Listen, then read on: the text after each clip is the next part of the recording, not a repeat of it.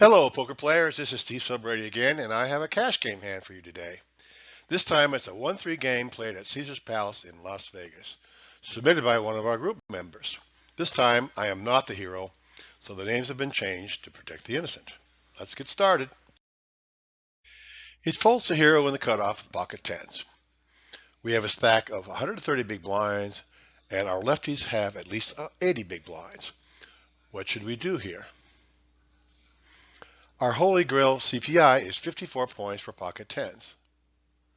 This is 20 points for the first 10, plus 10 points for the second 10, and 28 points because it's a pair. Our CPI from the cutoff is 38 points, and this box summarizes our situation. We can see that our pocket tens is clearly strong enough to open because the CPI of our hand is much larger than our position index. The GTO open here would normally be 2.5 big blinds, but we should generally open larger than that in a live Las Vegas game. The softer the game, the larger we can open. I would generally open to about 4 times the big blind in a Vegas 1-3 game, which is about $12. So Hero opens to $10, which is 3.3 big blinds, but the button raises to $25. It folds back to Hero. What should he do now? The villain's raise is fairly small, only 2.5 times the hero's open size. If the villain were playing the Holy Grail strategy, he should be 3-betting with a 44-point hand or better, which is hero's 38-point position index plus 6 more points. Our situation is summarized in this box, but Vegas players tend to be tight 3-betters. So we should put them on a much tighter range than the 44-point Holy Grail 3-bet index we have here. Hero does have a big hand, so we might consider a 4-bet, but flatting also seems reasonable against a tight 3-better. We don't have the Holy Grail 4-bet algorithm to use, so we should normally go with our read of this particular villain if we have one. Since low-stakes Vegas players normally 3-bet tightly, I would usually go with a flat. Let's look at what GTO Wizard recommends. We can see that we have a mixed strategy, raise, flat situation with an EV of 1.31 big blinds for each action. So far as GTO Wizard is concerned, we can either 4-bet or flat with the same expected value. So how should we adjust this baseline to account for our poker bet landscape? My guess is that we should think of our tens as a slightly weaker pair, such as 9s or 8s. We can see here that GTO Wizard has us raising less often and flatting more often as our 10s become 9s or 8s. So maybe a call should be preferred in the real game. So Hero called and the flop is Jack, Jack, 4 rainbow. I would always check to the preflop raiser in this kind of situation, and so does our hero. That is also what GTO Wizard recommends. We check and the villain bets $25 again, which is 8.3 big blinds. What should we do now? Normally, the villain's hands tend to be big pairs and big broadways like ace queen and ace king. But he could also have some pairs below jacks, other Broadway combos, and suited aces.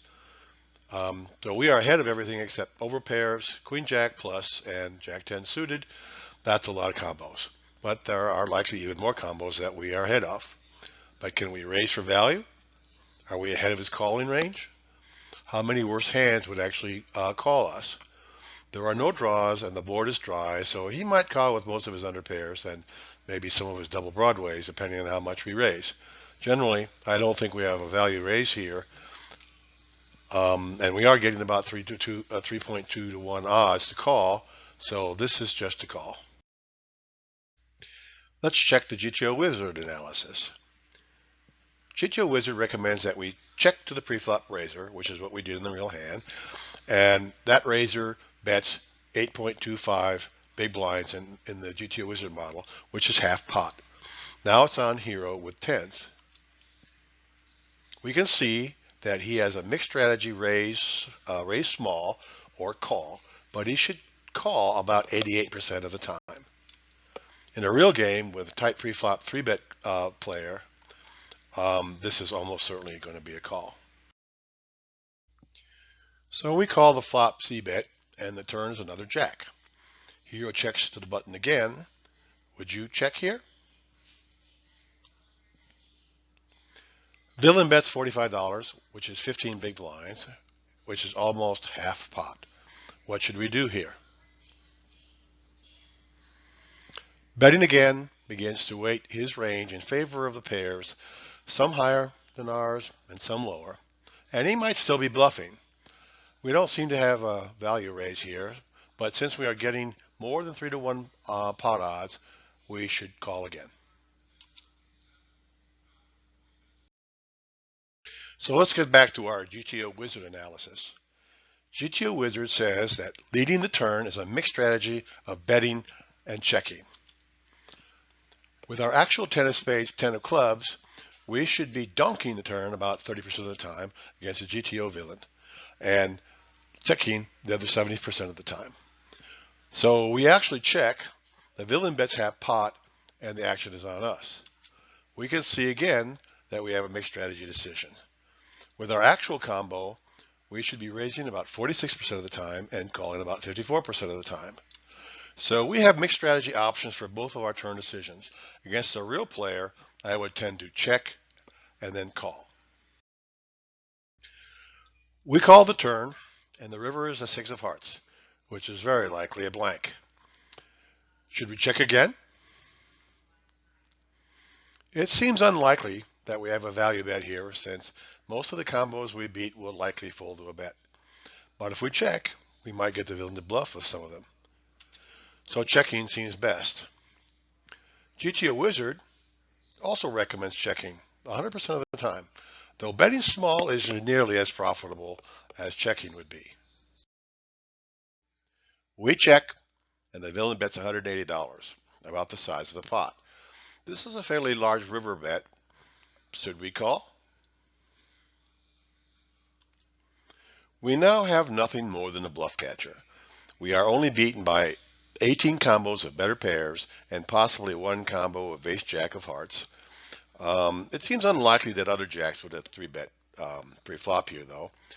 So maybe we are beaten by 19 combos and we are getting about 2-to-1 pot odds.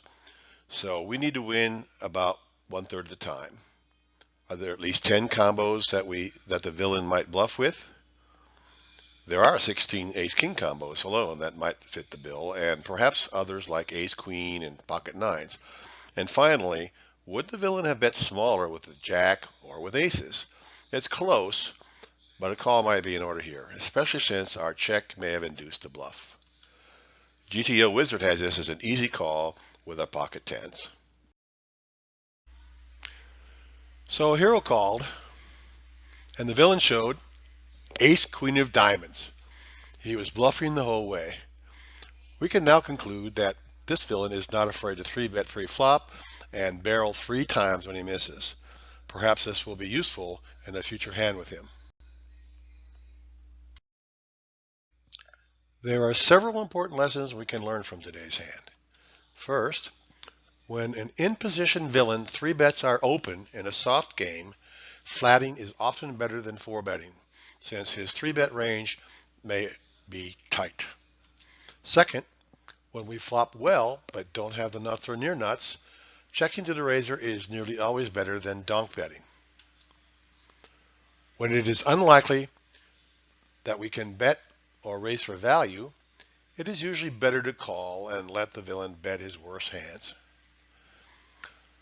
Calling a big river bet is often a difficult decision, but when we have not given the villain any sign of strength, he often will have enough bluffing hands in his range such that we can make a big call. I hope you enjoyed the hand. That's all, folks.